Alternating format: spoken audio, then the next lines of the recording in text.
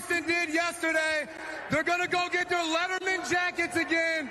The Indianapolis Colts are 2-6 against the Titans since Pat McAfee came up here and did his wrestling announcement. And the Jacksonville Jaguars, they haven't had back-to-back winning seasons since I was a senior in high school.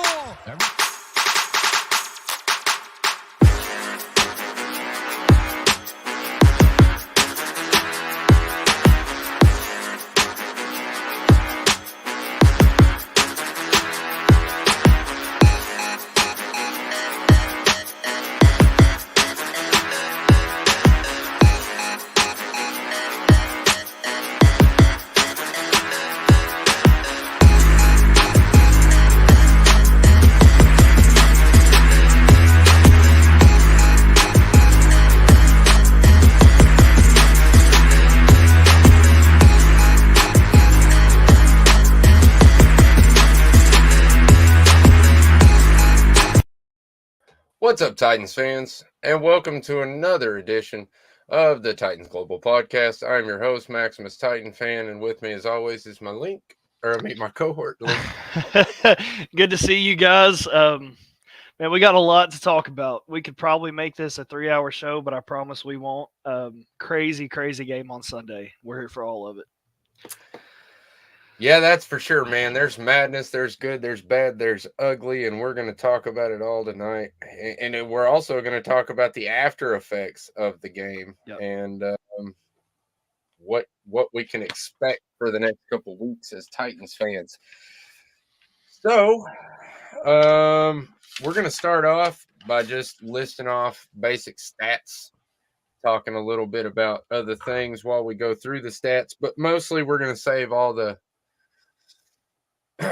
other stuff for after. We're just going to run through some facts real quick and just talk about how the game went. Obviously, the end score was 31-28 Colts in overtime. We had a 91% capacity with 62,000 fans. Good job, Titans fans. Absolutely.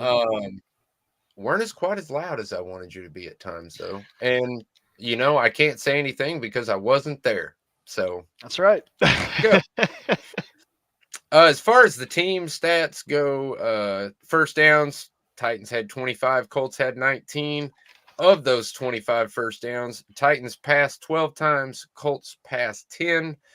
Titans ran 12 times. Very balanced offense on first down. Colts ran 10. No, 5, excuse me. First down from penalty. Titans only got one of those. However, we gave up 4. Yep. That's killer, man. Those are absolute killers. Giving up first downs on a penalty is a killer. Yep.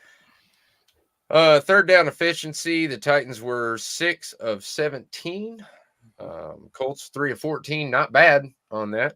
Yep. Fourth down efficiency, not so good. We went 0 for 1. They only went once and got it. As far as the total plays go, Titans had 81, Colts had 68. That's on 13 drives for the Titans and 15 for the Colts. 381 yards for the Titans, 355 for the Colts. 4.7 average for the Titans, 5.2 for the Colts. Penalties. This is a killer, man. 9 penalties on the Titans for 74 yards. Oh, my goodness. Only 4 for 29. Each team had 2 turnovers. So there you go. There's the basic team stats. If you were paying attention there's not much difference. And a lot of times the Titans have the edge in stats. They just didn't show up on the scoreboard as much as we wanted. So you mentioned a lot of these I'm about to name, but I just want to point this out. So go for it. At the end of this game, the Titans had more offensive touchdowns. They had more offensive yards. They had more first downs total. They had a better third down percentage. They had a better red zone offense and defense. They had 3 times the amount of rushing yards as the Colts. They had almost 10 minutes more time of possession, and they had 2 quote-unquote game-winning drives. If I just threw you those stats out for any NFL game, you would think, well, they won pretty handedly. Yeah. Not the case. Not the case. Again, just going back to how wild of a game it was. The blocked punts, absolutely huge. I think that's kind of the story because that leads us into the injuries we're going to talk about. But just on the game itself, 2 back-to-back block punts, that absolutely cannot happen in an NFL football game.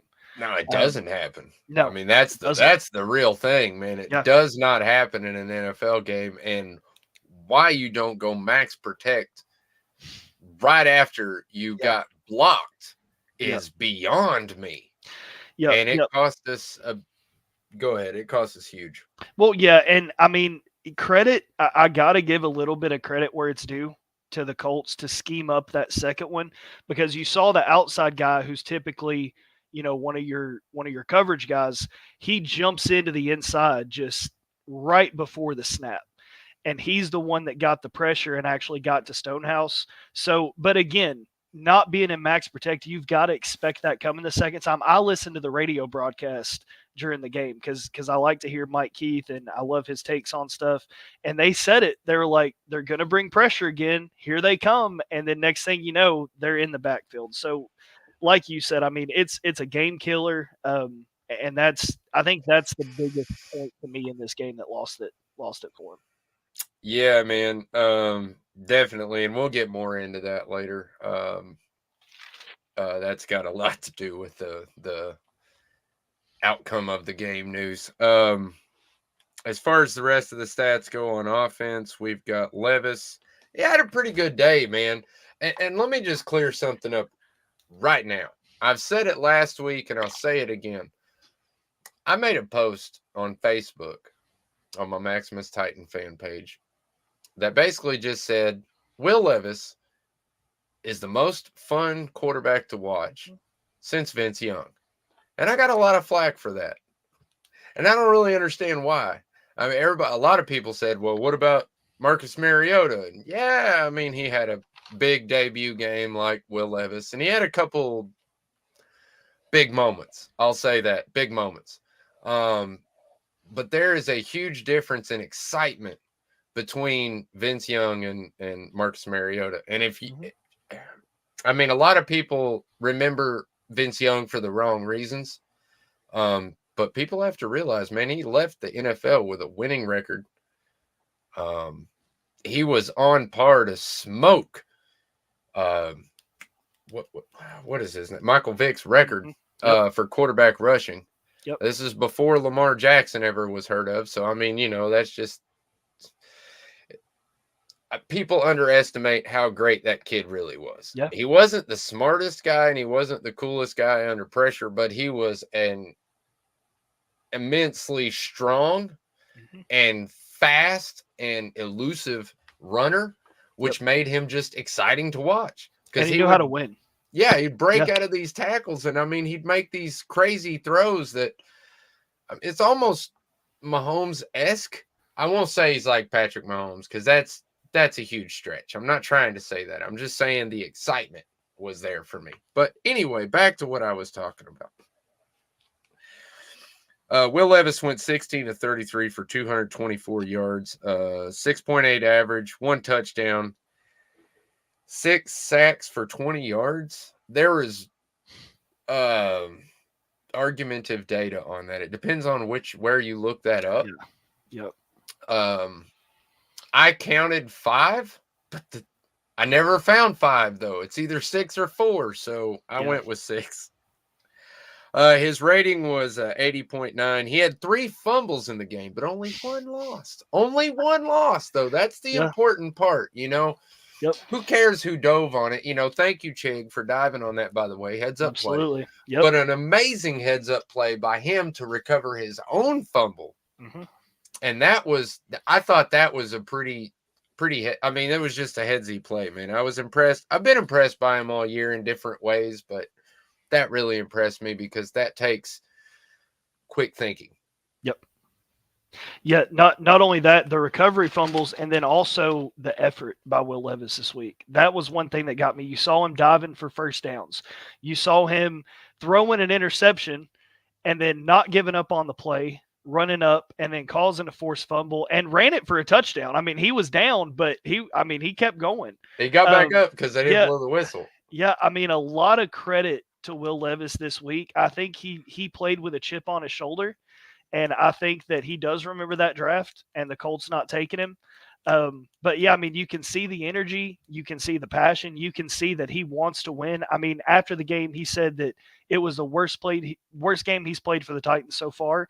I don't know that I agree with him, but for him to have that moxie, for him to put it on his shoulders as a rookie, that's a huge bright spot for me. Before we get back to the stats, I also want to point out him getting in DeAndre Hopkins' ear, and DeAndre Hopkins kind of respected him in the locker room after. But I don't know that I've ever seen, and correct me if I'm wrong, anybody out there, I don't know that I've ever seen a rookie get into a arguably future Hall of Famers receiver's ear like that. I love it. I mean, I think it's him stepping up and showing that he wants to win, and I absolutely love it.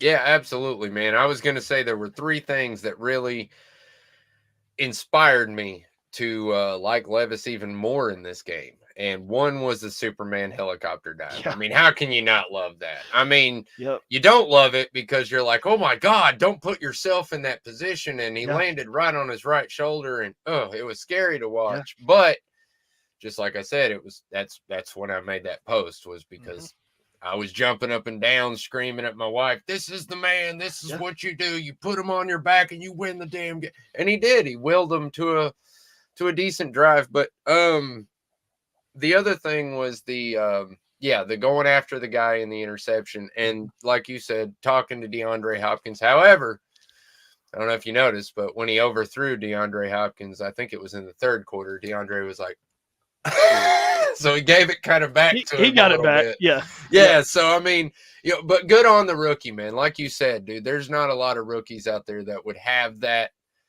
mentality about them already. And I love that, man. Yeah. I mean, that's what made Peyton Manning, and I'm not comparing the two, but that's what made Peyton Manning such a great quarterback, is he demanded excellence from everybody around him. And he wouldn't accept anything less. And if that's what we got, man, I would. That's nice. I just hope he goes about it the right way and doesn't, dig under people's skin. Absolutely. Reeling back in, going back to the stats. Henry, 21 of 102. Amazing, man. Amazing. 4.9 average and 2 touchdowns, 22-yard long. He has 86, if I'm not sure about these last little stats here, but I'm pretty sure I am. He has 86 touchdowns, rushing touchdowns now. That puts him in 16th in NFL history. Yeah. And you'll probably hear me saying this a lot. Well, not too much more this season if he doesn't get back in the game. It depends on where he's at on the injury depth chart, but we'll talk about that later. Point is, every time he scores a touchdown, he's pretty much just going to drive up that chain. I don't know if he'll make it to 1. If he does, probably won't be on our team. I hate to say that, but anyway, again, all for conversation later. When Henry got taken out of the game, we'll say, Spears stepped up in a major way. Yes, he did. And proved you and me, because I changed my mind, right, that we should be giving him more rushing carries. And now I understand people are saying, well, the reason Henry did well is because he got to the 21 carry mark. I'm not sure. I don't think that. I think, honestly, he was getting better blocking by the O-line. I think they did a much better job of run blocking in this game. Pass blocking, not so much. But what do you think about that, brother? I think the keys to that is, yes, you're probably right. Derrick Henry had a good game because he got to that 21-yard carry mark. But you can see the same production from Spears getting to that 5-6 carry mark. It's just, to me, Derrick Henry in this offense is almost too big for his own good. You see a lot of time he gets hit and he gets stood up. I'm talking about the runs that aren't successful. Spears just has a way about him where no matter where he's getting tackled, he's getting an extra 1 or 2 yards, not because he's big like Henry, but because he fights for it. And he's small in stature enough that he can kind of get under the tacklers and just get ahead for 1 or 2 extra yards. And that's huge. You're right. He's slippery. I just Spears came into that game after Henry goes out and picks up 50 additional yards. And to me, like you said, I don't think Henry's on this team next year, but those reasons aren't all bad because I think that they're comfortable enough with Spears at this point where you can make him your feature back. No matter where Henry is on the injury report next week, I feel comfortable knowing that Spears is back there. Yeah, man. I mean, honestly, we picked up Spears in the 3rd round. Yeah. We could pick up a thumper quarterback in the 3rd round again. Yep. And boom, there we go. I mean, Deontay Foreman is a very good example of that. Yep. You can find good thumpers around the NFL pretty Yeah. easy. I'm not gonna say pretty easily, but it's not as hard to find those guys as it is the Tajay Spears. Absolutely. As a matter of fact, Spears had a 4.7 average compared to Derrick Henry's 4.9. Yep. It's pretty good. Yep. And Levis, of course, had 2 of 5 rushing with the Superman helicopter dive. Mm-hmm. I love that mentality. I hate that he did that, but I love the mentality. Yeah. Win at any cost. And if the reports were true, he did it with a bad ankle. So for him to have that mindset of I'm just going to put my pain to the side and go get this, I mean, again, I can't say enough about the attitude. Now, the play, there's still some things that can be tweaked, but remember, he's got 107 passer rating in a clean pocket. So the accuracy is there when he has time. And then for him to have that drive to go pick up first downs on his feet with possibly a bum ankle, I can't say enough about what that means to me as a fan to have somebody that wants to go win games like that. Yeah, man. And again, I say to people a lot, watching the game and playing the game are 2 very, very different things. Yep. And until you're standing there with a helmet on and you're seeing guys, right in front of you and you're trying to get the ball over or around them, you have no idea what it's like, man. Yep. And just the pressure that he has seen this year and the fact that he's been able to still be productive with that pressure, freaking amazing, man. Again, I'm super happy, and I can't wait to see how far his potential will actually go. Agreed. Receiving, not a whole lot to talk about here. Top 2 receivers. Hopkins had 5 receptions on 12 targets. That's not great. Yep. 75 yards, 15 average, and a touchdown. But again, 12 targets, 5 catches. That is not great.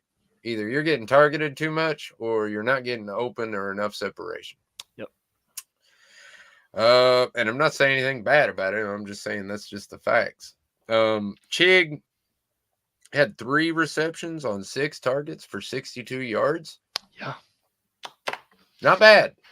Yep. Again, I don't know if it's just like late November, early December, or you know what I mean? Like late November, December when he decides to start playing. Or what it is, but he did the exact same thing last year. He was hotter when it got colder. Yep. So, I don't know. Whatever works. Yeah. I mean, keep producing. I mean, that's, you've done it 2 weeks in a row. Let me see it a third. Let me see it a fourth. I mean, I still like Chig. Again, I think he has a really high ceiling. I don't know. I want to know what your normal is. Are these last 2 games your normal? Or are the previous 4 weeks your normal? I mean, you got to show me consistency. Exactly. Got to show consistency. Man. Consistency is the key, man. And that's the greatest thing about Levis. Yep. Is he is consistent in his play. Yep. Anyway, I'm going to stop. Spears went 4 of 6 targets for 13 yards. Yep. That is not great, man. The rest of the team, NWI, Henry, Wiley, Moore, all had 1 target. Now, according to some stats, Moore was only targeted once. But I don't know who those stats were looking at. I'm not going to name any names, ESPN. But he was targeted like 5 times in one drive. Yeah. So. And almost hauled in a deep ball. A very impressive deep ball. I love Chris Moore as that guy, as the field stretcher. But not a whole lot, I do want to bring up, while we're on the subject of receivers, one thing that, and maybe you can explain it to me, maybe a commenter can explain it to me. So they activate Burks, correct? He clears concussion protocol. They activate Burks. Yeah, Kyle I know where you're Phillips. going with it. Kyle Phillips is a healthy scratch this game. Okay. Don't get it. Okay. Don't Fine. get that at all, Okay. man. But it's okay. okay. Fine. Whatever. Traylon Burks is on the field for 10 snaps. 10. That's 12% of the total snaps. I understand you want to put him on a limited snap count. Again, okay. But 10, and then you scratch Phillips. I'm having trouble understanding how that works. You're not wrong. If you think Traylon Burks is your best chance to win, cool. But put him on the field. If you're not going to put him on the field for more than 10 snaps, why scratch Phillips? I still haven't got that yet. I'll figure it out eventually, I guess, but I haven't got it yet. No, man, I'm right there with you. I don't get that either. That was one of the things I was kind of getting frustrated with, is the fact that I knew Burks was playing this week. Yeah. But I only saw him in the game like 4 drives or something like that. I And mean, it was sad. targets. Yeah, Zero it was sad. targets. And to be honest, going back and looking at the replay, oh man, his route running was sloppy. Like, I don't know what happened to him in three weeks that he was off, or 3 or 4 weeks that he was off, but still, man, geez Louise, dude. Well, and I go back to training camp when he first came into the league, and he had a huge cardio problem, just not being able to catch his breath and not being able to be on the field. And we're talking about practice. And then I see him, he's in concussion protocol this long, and it's like, okay, did you do anything? Were you slacking off? But then you go back to the coaching staff. Okay, if you see that in practice, why scratch Phillips? So I don't know who dropped the ball on that one, whether it was Burks or the coaching staff, or maybe something with Phillips happened that we're not aware of. But man, I would love to know whose idea that was. I'll say this, man. In the off season, he had a lot of hype. Yeah. Staying in Nashville, being healthy.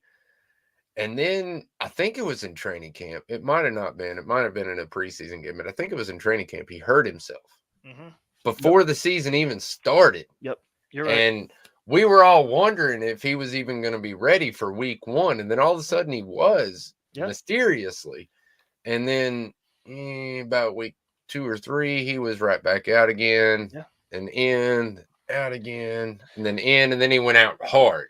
So, even if you have great numbers while you're in, and you don't, Burks is a hard sell for me, man. I started off a couple weeks ago saying my biggest disappointment this season was Chig. But, I mean, if I really look at who I thought was going to be breaking out and what kind of seasons they're having right now and what kind of season Chig's going to end with, what kind of season Burks is going to end with, Burks is my biggest disappointment by far. Yeah, and, I mean, the whole point of bringing in DeAndre Hopkins was so you could take some pressure off of your second guy. And then I look at a game where DeAndre Hopkins is getting 12 targets, and it's like the whole point of him bringing him in was not for him to get 12 targets a week. It was to get 5 targets where he catches 5 and goes for 80, 90 yards.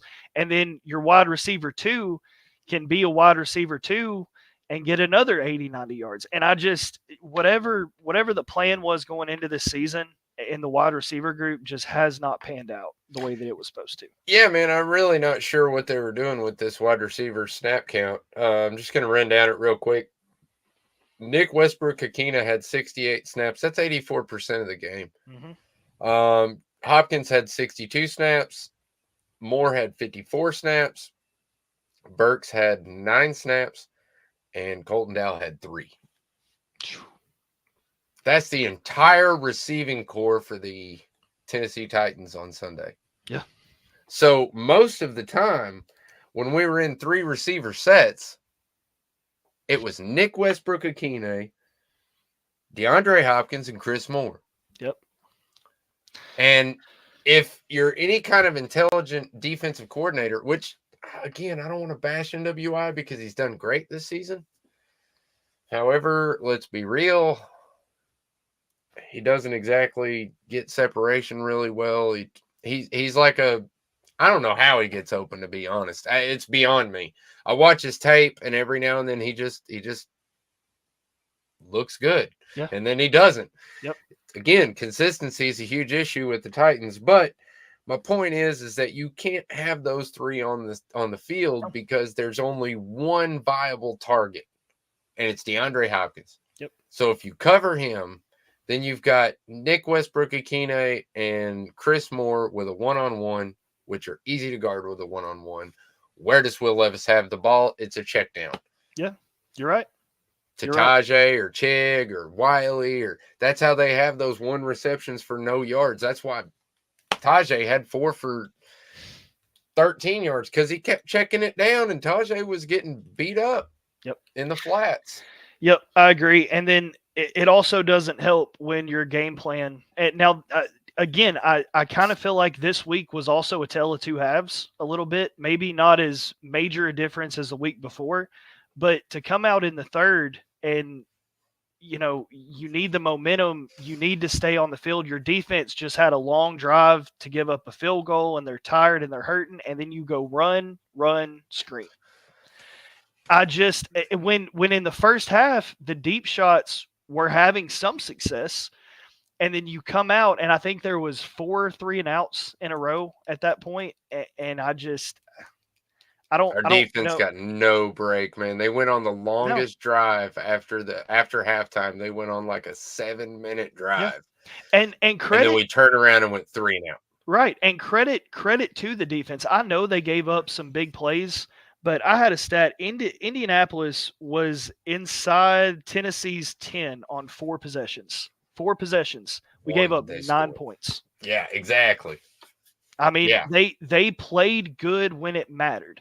They let them get there, but they played good when it mattered. But again, and I'll preach this over and over, when you're giving up turnovers, blocked punts, when you're going 3-and-out on consistent drives, back to back to back to back, it's so hard for the defense to get going because they're constantly just on and off the field. And I put a lot of that on the issues that the secondary had.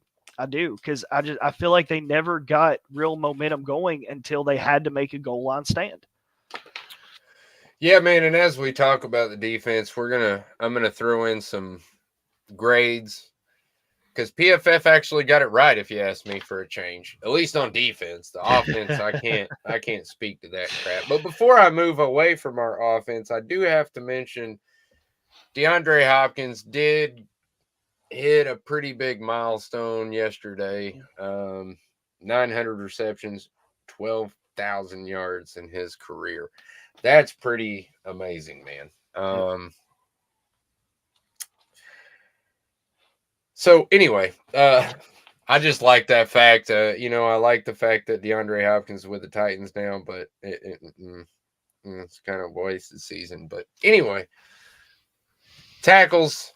I always mention the top tackler. I have to. It's something in my bones. It's in my blood. I can't help it. I love watching people get hit in the mouth. Mm-hmm. And I gave this guy a lot of crap last week for not looking so hot. Mm-hmm. Jack Gibbons, man. Yep. 13 tackles, 1 pass defense, had the highest grade on defense with a 90.6 grade. Yep. Good job.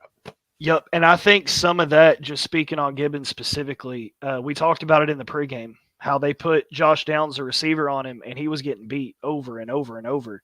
He came into this game and said, you know what? I'm just going to fly around. And he did. I mean, everywhere you looked, he was there. So, yeah, credit to Gibbons. A pretty big game for him. Not bad. Yeah, another surprise that did decently well was Harold Landry. Yep.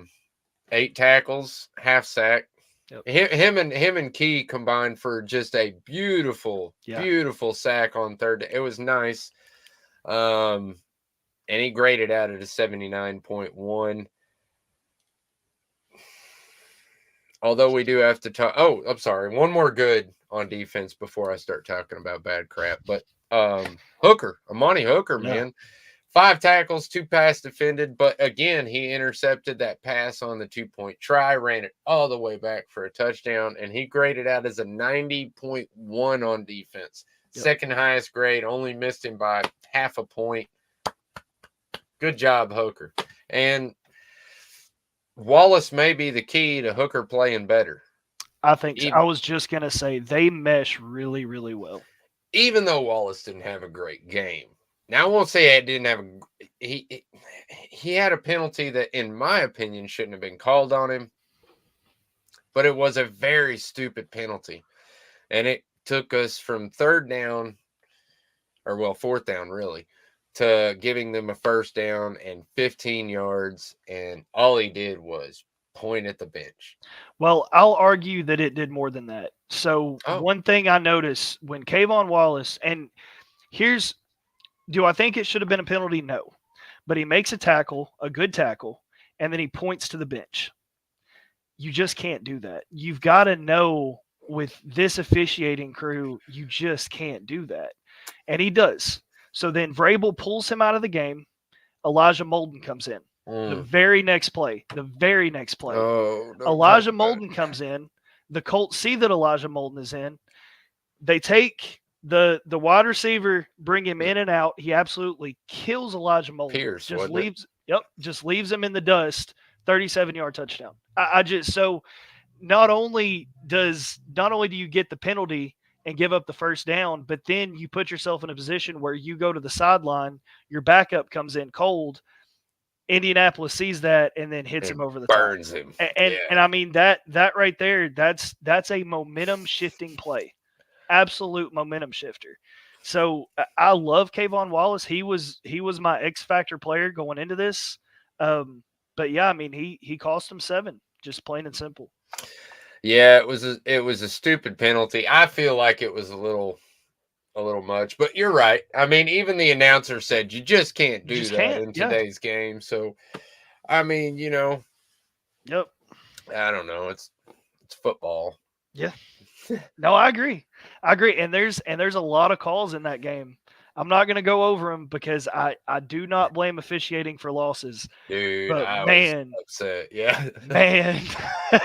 But I'm anyway, not going to lie. I was pretty mad, man. Yeah. All right. So let's talk about the not so great, since we were already talking about Wallace and his stupid penalty. Azeez Al-Shire, man, such a good player. Had a pretty good game. 12 tackles, 1 sack. Yep. But allowed 8 receptions on 9 targets. Oh my God. And what's bad is last week I was taking up for him, saying he was good at protecting the pass. Yep. Because he had made 2 amazing plays down the field, but apparently when it's in his zone, he's not so good at making those plays. Yeah, and Indianapolis had a very similar game plan going back to week 5, what they did of getting those receivers and tight ends matched up on a linebacker. Week 5, they did it to Gibbons. This week, they did it to Azeez. And yeah, I mean, he was left on an island in a lot of cases because once Tennessee was trying to blitz and get pressure, they weren't getting pressure. So Indy was able to pick up the blitz, and then they've got a receiver or a tight end on Azeez, and they hit him. I mean, I don't know what it is about Minshew against the Titans, but he just finds a way to hit his players, and that's what they did. So, yeah, tough day for Azeez. Good on tackles, but tough day in coverage. Yeah, man, there's 2 more big players that I wanted to point out on defense that didn't have a great day. But that was Tart. Yep. Unfortunately, I was expecting him, especially after I read an article on Twitter that got me all pumped, made a great point. He did make a great point, and he did point out the fact, made very solid points, but unfortunately they were all nil, as Tier Tart was basically a non-factor in the game. Yeah. And McCreary, man, you played a pretty good game yesterday. However, you missed a gift wrap interception. Yep. It was just right there. Now, agreed, the guy in front of you, you're expecting him to catch it or whatever, but still, man, come on now. You got to make that catch. Yeah, that arguably ends the game. I mean, at Yeah. that point, with the momentum the way it was, that could have been it. Now, that's not on him because there was a lot of players Oh, yeah. on this team who could have won the game at any given time. But just saying, for him to Or miss, coaches. yeah, that's right, and he knows it. I mean, he knows it in the back of his mind. So yeah, you're right though, absolutely gift wrapped. But that's why he's not a cornerback, I guess, between that and the size. So Yeah, I will end this with like a compliment sandwich though. Yeah. Because Kyle Pecco, who I did mention in last week's show, yeah, for coming on, has cemented his place, I think, as one of our definite rotational defensive linemen. Probably took Naquan Jones's job, if we're being honest. Just, man, good pickup, dude. For an undrafted free agent, good pickup. Yep. All right. Oh, sorry. Go ahead. No, you're fine. I was just going to say the run defense on that line, I was very impressed by, and some of that had to do with Pecco. But you notice they played Moss a little bit like other teams play Henry. They were putting in those 8-man boxes. They basically said, if you're going to beat us, it's going to be Minshew beating us. Yep. It was a little bit to their detriment on that side, but very successful at stopping the run. I do feel like, given the ample amount of rest, the time on the sideline, this defense is kind of meshing a little bit, coming together. Just got to figure the secondary out. But yeah, I was gonna say, man, our secondary is getting toasted like Wonder Bread, man. Yep. It's bad. It really is. And it really doesn't matter who's back there either. That's the crazy part. I mean, SMB got burned. Fulton got burned. Molden got burned. Yep. Hooker got burned. Wallace, everybody got burned yesterday. It was ridiculous. It was just like, who hasn't gotten burned yet? Indianapolis will do it. I mean, it was, and Indianapolis isn't like this. I mean, wait till this week when we got to go up against Tua and Tyreek Hill, who might be the MVP for the NFL this year as a wide receiver. Yeah. My God. Yeah, 175 yards yesterday? That's what he put up. Donk, dude. I mean, like, dude is on fire like a piece of kindling, man. I feel bad for anybody that goes up against Miami. And I even think I made this argument a couple weeks ago. Do you think we stack up well to the Miami Dolphins? Heck no. No, we don't. Now, as funny as it is perfectly plausible that the Titans go in and spank them. That's what I think it was. I think it was CJ2K, and I saw a tweet from him today, and he was basically like, I'm going to be so confused next week when the Titans go into Miami and look like Super Bowl contenders and beat the Dolphins. And I mean, he's right. Because, and it goes back to consistency. It's so everything this season goes back to consistency, because they have those games where you're like, wow, you've got a great quarterback and the offensive line held up and the defense looked good. And they did a lot of good things this weekend that should have won them a football game. Oh, yeah. But there's just no consistency. And that's what kills me about this team. Yeah. All right. So we're going to move on to special teams. Yeah, I know. I don't really want to talk about it. Nick Folk had a decent day with field goals. He went 2 for 2. As always. However, he went 2 for 3 on extra points. And my mother, of all people, I even told her I was going to bring this up on the show. And I'm glad I got a cool mom, because she was just laughing about it. But she was so pissed at the end of the Titans game. She called me up and was like, what is with Ryan Tannehill? Can he not do anything right? All he has to do is hold a freaking football. It takes 2 fingers. I was dying, bro. I was literally rolling. Like, she actually made the loss a little easier because she called me up complaining and yelling like I used to do to her years ago. And it was just kind of like, it's a little funnier. I mean, my mom obviously supports me in everything I do. So, she's been watching the Titans for many years.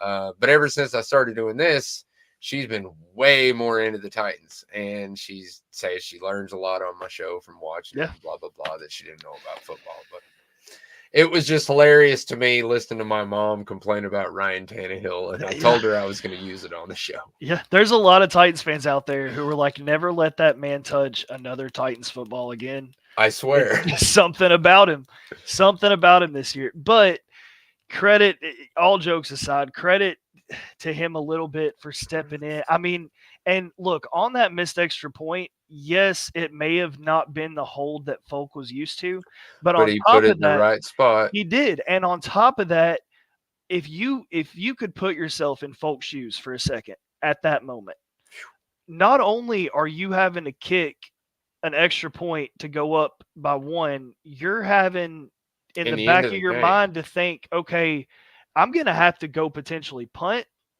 I have a new holder. I mean, there is just so much going on in that moment. I don't know that any of us there's a lot of, I'll put it this way, there's not a lot of kickers out there who could have made that kick given the situation. Oh yeah, no, look, man, I understand exactly what you're saying. Yeah. Because just like at work, when you're put under pressure, how do you perform? You know, do you do better or worse? I'm not gonna lie, I do worse under pressure. Like you put me under a lot of pressure, and I'm gonna crack, dude. Especially, you know, I mean, it gets to a point, but yeah, I'm gonna crack at some point. Yep. That I can't imagine the kind of pressure that's on you, man, to make that kick. Yeah, a lot going on in that moment, but it's all done now. I mean, it was missed, and even with the miss, you still had a chance to win that game. You can't put it on Folk. And that's the thing about this week. There's not really one player you can point to and say that's the moment we lost. It was a collection. We played too well. Exactly. Yep. And what's terrible is, you know, we're talking about special teams, and I have to mention it. Yeah. You know, 2 blocked punts. Yep. In a row on 2 consecutive drives, which I don't understand how that happens in today's NFL. But on the second one, Ryan Stonehouse was hit. I'm sure everybody knows by now. He had a season-ending surgery today, or he's supposed to go in today for surgery. And it pretty much ends his season, or does end his season for us. So we will have a new punter next week. And a new holder. That's the key. I mean, yeah. That's funny, but yeah. Yeah. I just, Ryan Stonehouse, and just to kind of take a moment for him, I think he is the best player on this team in the way he does his job, he does it the best. If that at his sense. position, at his position, definitely the best player on the team. Yeah, I understand what you're saying, man, and I thought the same thing. I've been saying the same thing a lot to people online that just don't understand how valuable Ryan Stonehouse really is. Yeah. But got to give a shout out to Nick Folk, man. Absolutely. Again, compliment sandwich. Homeboy come in for punting duties right after watching the last guy get his leg broke, by the way. Yeah. And he hasn't taken a punt. He hasn't punted the ball in his entire professional career, which is like 12 years at least. Yeah. Probably more like closer to 14. I don't know Nick Folk's history all that well. He's only been on the Titans 1 year. Give me a break. Yep. But the point is, the man came in and punted twice for us and got 81 yards. Yeah. It's an average of 40.5 yards per punt. Yep. Go back to last season and check what Brett Kern's average was. Not dogging Kern at all. I'm just saying how well Nick Folk did at punting the ball. Yep. I was extremely happy with that and extremely thankful that we have Nick Folk on our team. Bomb signing there, Rand, dude. Man, you killed it with that one. Yep. Yeah, a lot of credit to him. And again, just the mental aspect of it. I mean, he's over punting balls into the net, just trying to figure out how the thing works. I mean, for him, you ain't done it in 12 years, and then you're just going to go out and do it on a professional level. That's the insane part. Yeah. Yeah, credit. A lot of credit there, but for sure. And as we're talking about the special teams, obviously we got to bring up the fact that in the press conference at the end of the game, Mike Vrabel said vehemently, no, I will not fire one of my assistant coaches in the middle of the season. I think it was around 1 o'clock today that I saw the breaking news. Craig Ackerman has been replaced as a special teams coordinator for the Titans and will no longer be with the team. He is fired, folks. So let's take it. Let's take account here, first of all, of how many times Mike Vrabel has said this definitely will not happen, and then it happened right after it. All right, seriously though, for real, the point is that not only did Mike Vrabel not get his way, somebody over his head said, nah. I don't know if it was Amy or if it was Rand or who it was, but somebody said, nah, dude's got to go. And it's alarming for two reasons. One, Mike Vrabel doesn't have a whole lot of say in what's going on with the team right now. And that was kind of the plan moving forward at the beginning of the offseason. So either we've deviated from that plan, which really is scary for Mike Vrabel, because that means he could be traded or just fired in the offseason. I could be dead wrong, and they could actually fire him. Because, I mean, when you say I'm not going to fire one of my dudes and then he gets fired, that's basically saying you don't have control over your own coordinators. And almost every head coach gets to choose his coordinators. Yep. Again, that is also what got Mike Mularkey fired. That's true. So. Yep, that's true. And somebody had to take the fall for that one. I mean, it's just plain and simple. That's coming from ownership, I think, because look, Ackerman's not out there missing blocks and getting Stonehouse hurt. But at the same time, this was the worst aspect of the football game on Sunday, and that coordinator had to go. And like you said, I don't know if Vrabel changed his mind, which I think is highly unlikely, or it did come from a place of ownership. But Vrabel's style and the way he does things, it's great until it isn't. Exactly. And I think we're getting to a point now where I know certain fans are getting a little fed up with it, and that may be carrying over to ownership, where it's like, you know what? I get your way, but you're not winning football games. Your way isn't working right now. Yeah, and I have to give Amy credit there, because she is not afraid to stick her feet in the fire and just go ahead and say, this is the way it's going to be, because I don't see results. Yep. And I appreciate that. Yep. Yeah, I mean, she wants to be a part of a winning franchise, and right now this just doesn't look like a winning franchise, just top to bottom. No, unfortunately, it looks like I won't say what it looks like, because I'd have to use expletives. Yeah. As long as we're talking about injuries, we'll just go ahead and get them out of the way. We went into Sunday's game, as you said, ironically, with no injuries. Yeah. It's the first time in, a long time. Yeah, we've been in the middle of the season and not had an injured player. So I was so high going into this game, and then we start losing players. Yeah. Henry goes out with a concussion, sort of. Not really sure how that works. Yeah, he was called a concussion during the game, and then afterwards, not. Yep. Yeah, so the way it came down was right after the game. I think it was either Ian Rappaport or Adam Schefter reported that he was out. He was taken out because of concussion, and he is in concussion protocol. And then at Vrabel's press conference, all of a sudden, Vrabel saying he's not in concussion protocol. So I'm not sure. I don't think there's a 24-hour turnaround on concussion protocol, but I could be wrong, I guess. But yeah, kind of weird on that. Not sure whose decision that was in the game. But again, Spears came in. He was successful. So, but going forward, it does not look like Derrick Henry is in concussion protocol. He is not listed under the NFL's concussion protocol at the moment. Well, that's good. However, Simmons hurt his knee in the game and tried to come back into the game. Well, did come back into the game. Let me rephrase that. He did come back into the game, played a couple plays, and then had to go right back out of the game and get his knee looked at again. He did want to go back into the game. It literally took trainers to tell him no. Him and Derrick Henry both wanted to come back into the game. Of course, they're not going to let a concussion go back into the game, but it's insane that, I mean, it just shows you the desire for wanting to put yourself out there. It's the same thing as Will Levis's Superman helicopter dive. It's the exact same thing, man. I'm willing to give you everything, knowing that we're not going to win a championship this year. But this game is my pride. Those are the kind of players we need on this team, and that's what makes Jeffrey Simmons so special. Yep, absolutely right. Yeah, and I kind of wonder if there's talk, and I don't think it's going to happen. I honestly don't.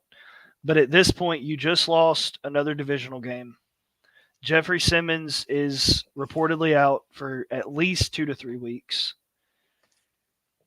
Is it smart to bring him back after 2 to 3 weeks? I mean, I don't want to see something tweaked or re-aggravated that bleeds into next season. Yeah, I understand what you're saying there, man. You don't want to like turn a knee sprain into an LCL. Yeah.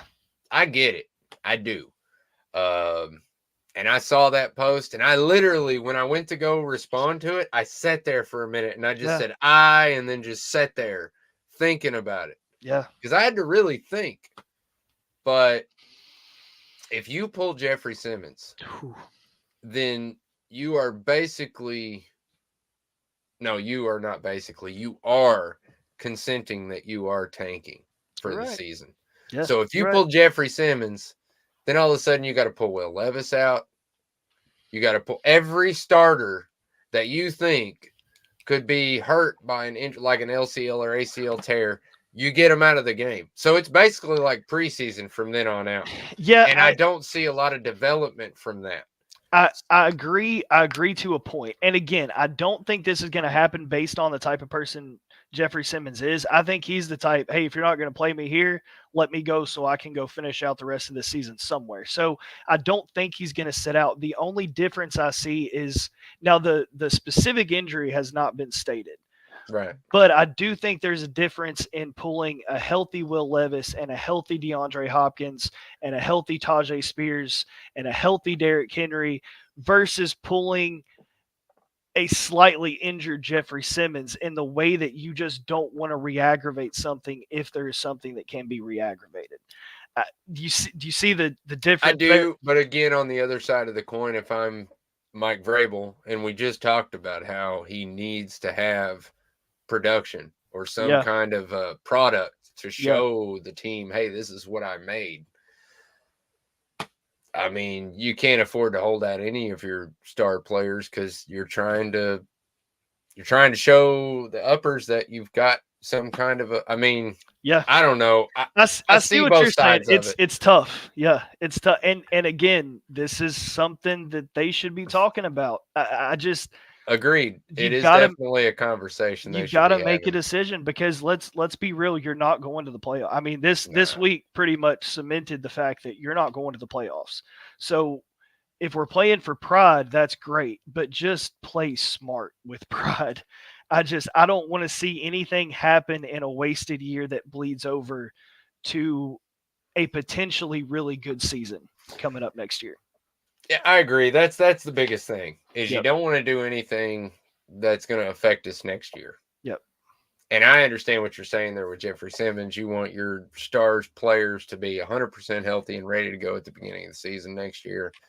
And could he potentially be? I mean, yes and no. I mean, like if he had a knee injury last year, like when we found out about the ankle after the season, if that would have been a knee injury and now he's having the same knee injury.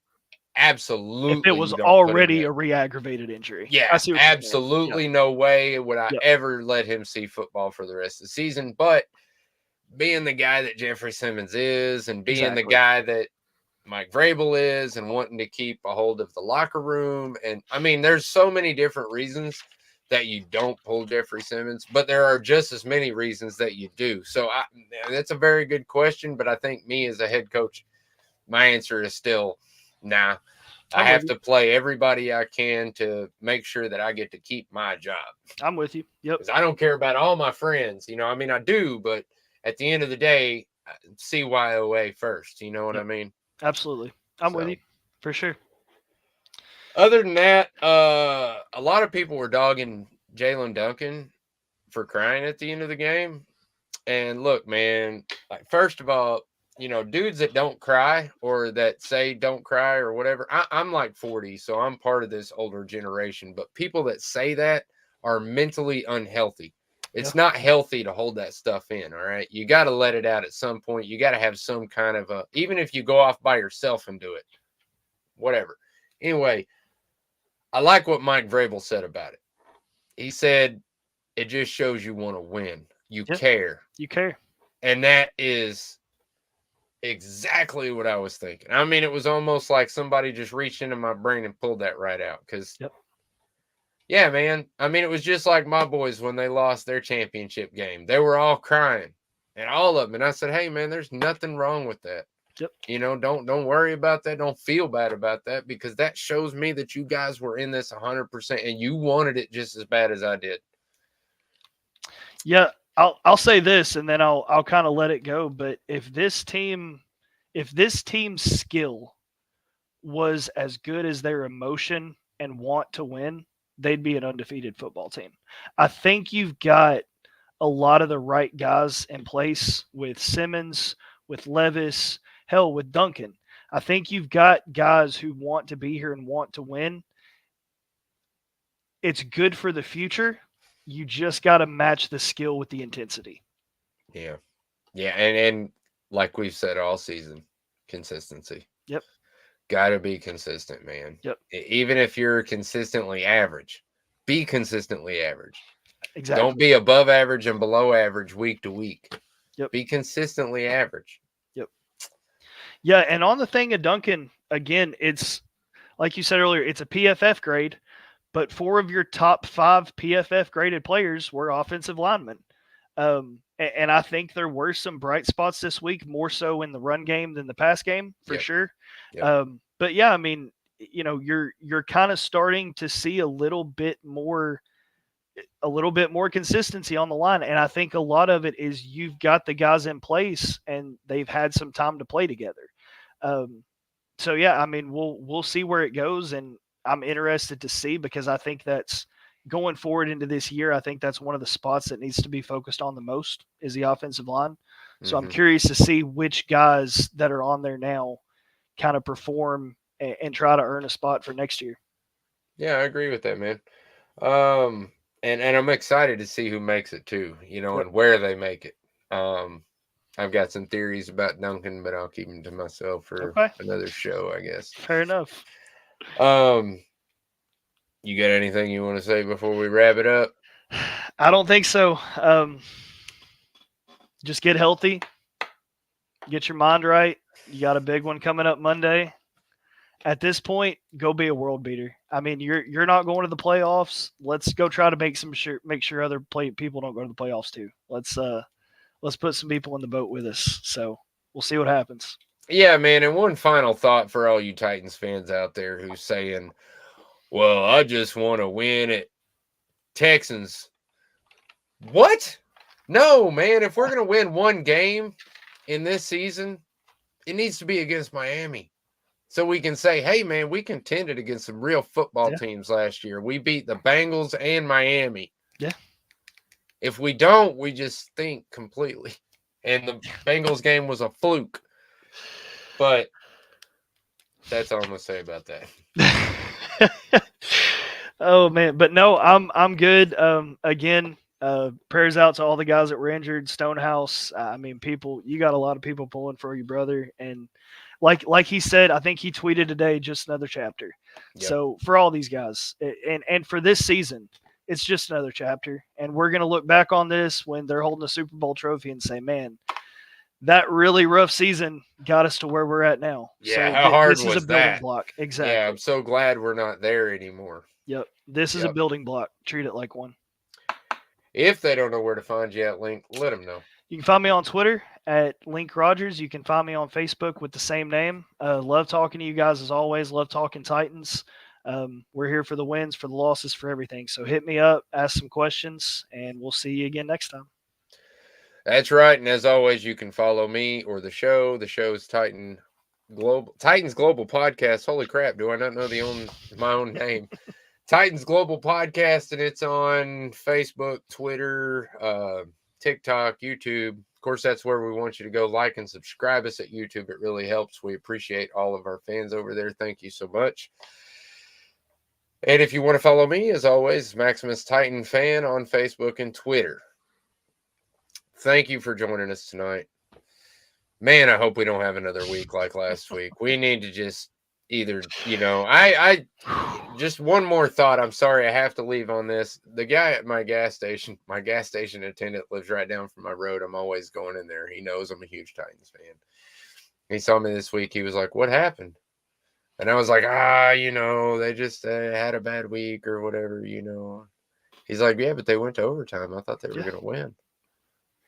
I was like, yeah, to be honest, I would rather them get blown out like they did the week before with the Jaguars than to play a game like they did last week, just because it's a little bit easier on my blood pressure. Not saying I like it better as a fan, just saying my blood pressure and my doctor probably appreciates it a little bit. Yep, you're right, and I'll end on that too, because I will say this.